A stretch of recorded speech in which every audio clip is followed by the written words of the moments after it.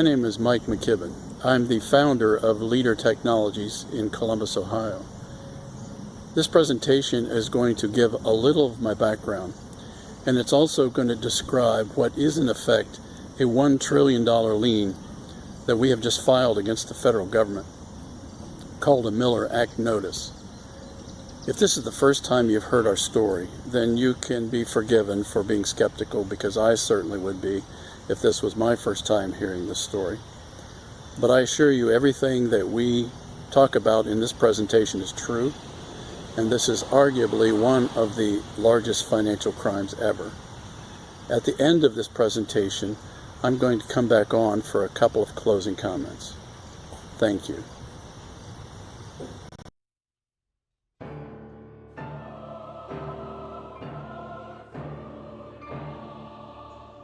This may come as a surprise to you, but I invented social networking. I have the patents to prove it. I have just served a Miller Act notice on the executive branch at the White House. We are demanding that the government pay us for using my invention since 2000. President Trump had nothing to do with this theft, but his predecessors Bill Clinton, George Bush, and Barack Obama did. However, the Miller Act requires that we serve the notice to the current U.S. executive. That's why the notice is addressed to President Trump. The abuse of my inventions by the government now totals into the trillions of dollars in damages. The Miller Act, which is 40 U.S.C. 3131, allows unpaid suppliers to federal contracts to get paid when the prime contractor does not pay for the benefits they have received. President Trump can fix this injustice to me, my shareholders, the U.S. Constitution, and we the people. In 1993, just as Bill Clinton was bringing his Arkansas drugs, pedophilia, money laundering, and blackmail machine to Washington, globalists aligned with Clinton, also called the establishment, the deep state, and the shadow government, hatched plans to seize control of the emerging internet via rogue U.S. intelligence insiders. However, historically, this agenda to restore tyranny to elitists reaches back to 1776, when all power was placed into the hands of we the people. In 1995, I helped bail out AT&T from great industry embarrassment. I rebuilt their AT&T Access Plus 3.0 email system in 6 months, in time for the release of Windows 95. Bell Labs, who quoted 3 years to build it, became my testers. The commercial internet was just beginning. I launched one of the first 10 hosted websites by AT&T WorldNet, along with Disney and others. I knew 3 things from that experience.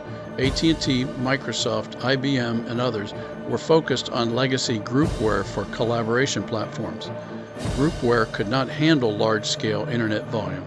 We knew that if we could solve this internet scaling problem, it would be revolutionary.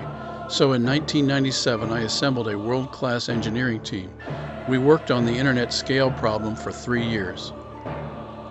In December of 1999, we had the proverbial aha moment. We invented a new kind of metadata. It enabled the exchange of metadata instead of whole files. Some experts say our discovery was akin to Edison's light bulb in its impact on society. For example, in rough numbers, in legacy groupware, a 1 megabyte file shared with 100 people generates 100 megabytes of data. In our invention, a 1 megabyte file shared with 100 people may generate 10,000 bytes. That's a 10,000% efficiency. We knew our discovery was unique. Among my team were architects of major digital networks in banking, defense, procurement, intelligence, and telecommunications. So I started looking for the best patent attorney in the country immediately. In February of 2000, we were introduced to law professor James P. Chandler. He was touted as the best. Chandler's credentials seemed to support that. He advised the White House, Congress, judiciary, law enforcement. By April of 2000, Chandler was participating in our engineering design sessions. We thought we were being well protected by Attorney Chandler. We were wrong. Before I tell you how Chandler ripped us off for the deep state, allow me to give you some of my background.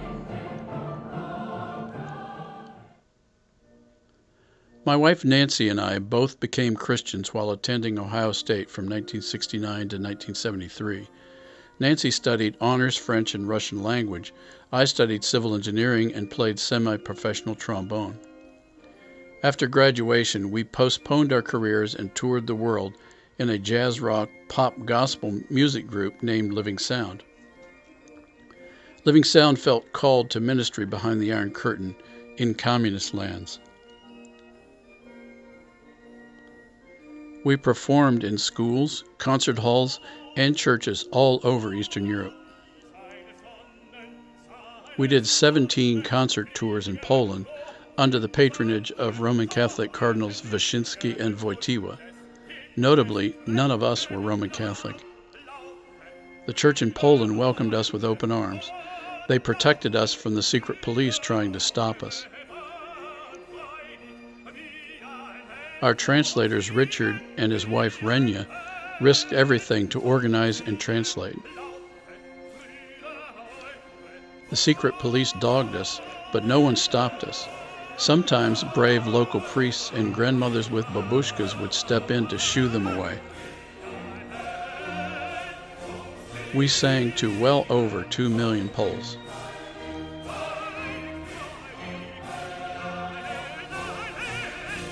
From Poland, we expanded our work into the Soviet Union. No contemporary gospel music group had ever tried it. Would the KGB arrest us? Would our friends be persecuted? No one knew the answer because it had never been done before. We felt strongly that God wanted us to trust Him and to try. But we certainly didn't want to get anyone in trouble or hurt. So I traveled to Tallinn, Estonia, to meet with church leaders to discuss the idea.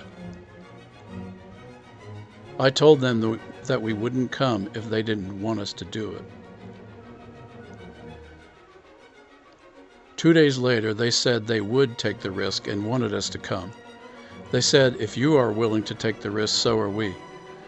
Brave young church leaders volunteered to organize and translate.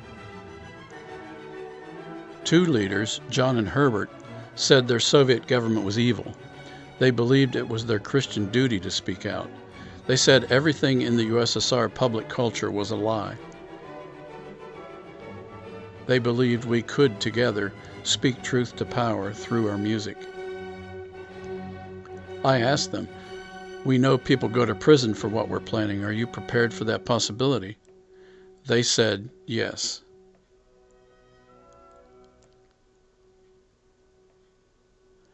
Herbert later served 2 prison terms. John was threatened with a 10-year term by the local KGB colonel before Ronald Reagan's intervention.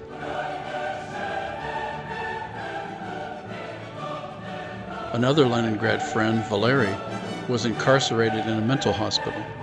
We had recorded his Christian rock album, The Trumpet Call. It was broadcast into the USSR by the BBC. Living Sound toured 3 times in the Soviet Union, once for over a month. A 4th official invitation to an Armenian rock festival was canceled just 2 days before it was to begin. KGB watchers were everywhere. Even so, everywhere we went, local musicians were eager to jam. Churches organized packed concerts, sometimes with just a few hours' notice. We shared our faith in Jesus Christ with all these newfound friends. On the month-long 1979 tour, when we arrived in Moscow, the KGB had lost patience with us and canceled the rest of our travel schedule. They forced us to stay in Moscow. Then miracle after miracle unfolded. Herbert called Artemy Troitsky a blacklisted underground music promoter. For 2 nights we jammed with 2 blacklisted Soviet bands, Arsenal and Time Machine. The audiences were 300 to 500 of the USSR's cultural elite. One attendee was Alexandra Pakhmudova. She had just been appointed to the Supreme Soviet along with future Soviet Premier Mikhail Gorbachev. She had just also been named the official composer for the 1980 Summer Olympic Games. We recorded 2 of her songs, We Can't Live Without Each Other and Childhood Dreams. She included those songs on the official 1980 Summer Olympic film. We then became the first and only American gospel music group ever to perform on Soviet national television. Here is the EP cover that distributed up to 1 million copies of her 2 songs. And here are some shots from the live TV show.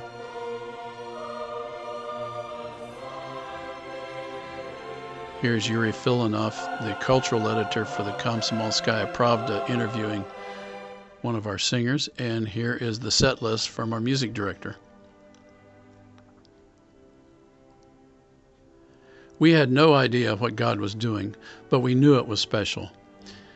We were just 20-somethings full of faith and love for our fellow human beings.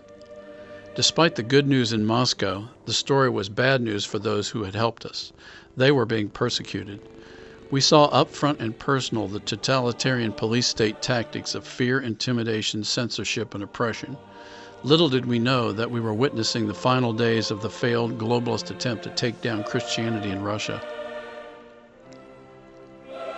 During the communist reign of terror, they murdered over 40 million Soviet citizens, mostly Christians. Within 10 years, communism collapsed. Christian Russia had been an impediment to globalist goals for world domination. Our main contacts and translators were Estonians. They told me in 2012 that our presence in the early 1980s opened a window of new possibilities for them. They credit our work as not insignificant inspiration for the singing revolution in the Baltics in 1989. Soviet tanks pulled out of the Baltics rather than run down the choirs. Some of those choirs had recorded on equipment we left for them. Imagine that, change without war.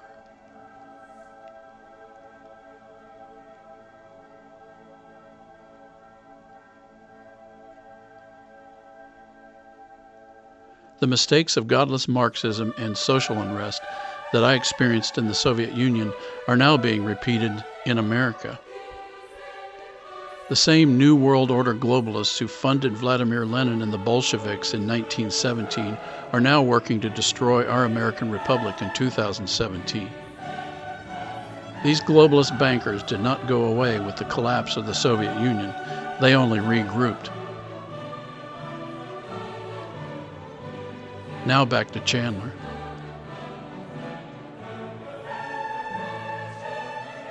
Little did I know that Chandler was working for these New World Order globalists.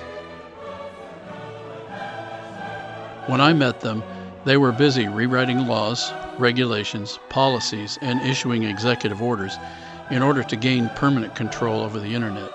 When Chandler realized that we had solved IBM's and Microsoft's scalability problem, he set out to steal it. Speculation, you say? Nope. We have hard proof thanks to whistleblowers and his legal assistant who screwed up. Chandler had agreed to be an ethical director with us and signed a duty of good faith. He also signed multiple attorney-client confidentiality agreements.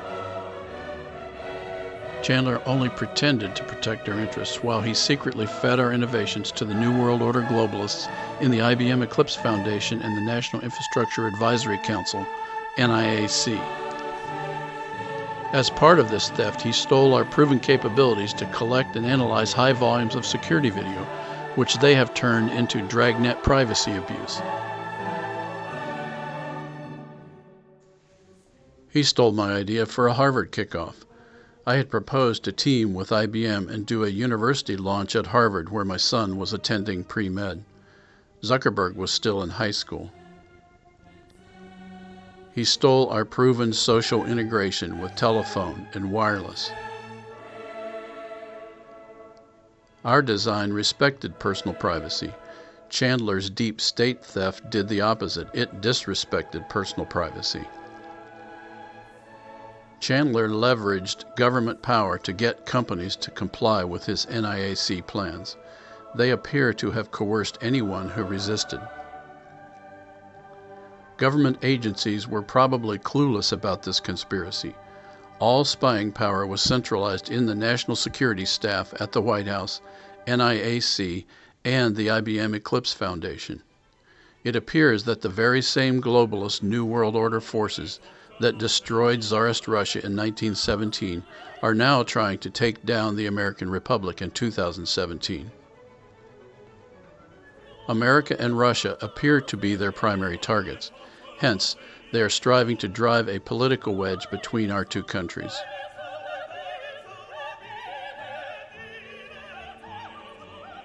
Chandler has been one of the spy masters helping direct this campaign. Chandler knew my essential concept for handling personal data was respect. If you host it, you own it. He turned this constitutional respect for privacy on its head into the opposite. We, the government, host it, we own it.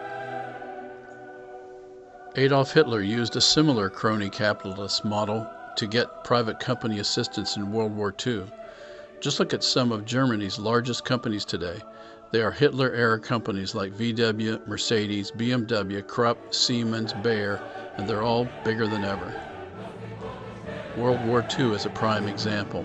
With globalism, humankind is doomed to continuous wars that feed the military-industrial complex that President Eisenhower warned about in January of 1961.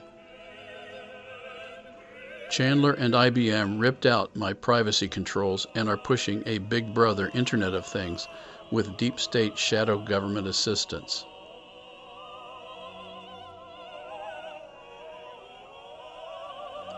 Their public-private deal was simple. Spies get all user data for blackmail, in the name of national security, of course, and private companies exploit that data for profit. Chandler drafted executive orders, created this mess, starting with Clinton and carrying on through Bush and Obama. My leader shareholders and their families deserve a payday. As an American entrepreneur and inventor, I played by the book. So did my investors. I hope this doesn't sound pushy or arrogant, but don't you agree that it's about time that we get our payday? I ask you, if you were an electrician hired by the prime contractor to wire a building and you did the work, but the contractor was paid and you were not paid, wouldn't you demand payment? Our case is really that simple, except in our case the damages happen to be astronomical. We are a test case. There may have never been a larger financial crime in history. If leaders' property is not protected, whose will be safe from globalist confiscation? Soviet citizens own no property. Americans may soon have their property taken if this madness is not stopped. Many of our officials are blackmailed by the current illegal spy data collection dragnet. When President Trump pays Leader will be able to provide respectful social media that provides the features you like without sacrificing your privacy and property rights. If we lose this battle, I fear the ideals of the American Republic will disappear forever. Why do I say that? Because the globalists have almost full control of the internet and have set about to crush voices of accountability and a free press. If the internet is controlled by tyrants, then they will blackmail everyone. We the people can restore God-fearing accountability to our governance.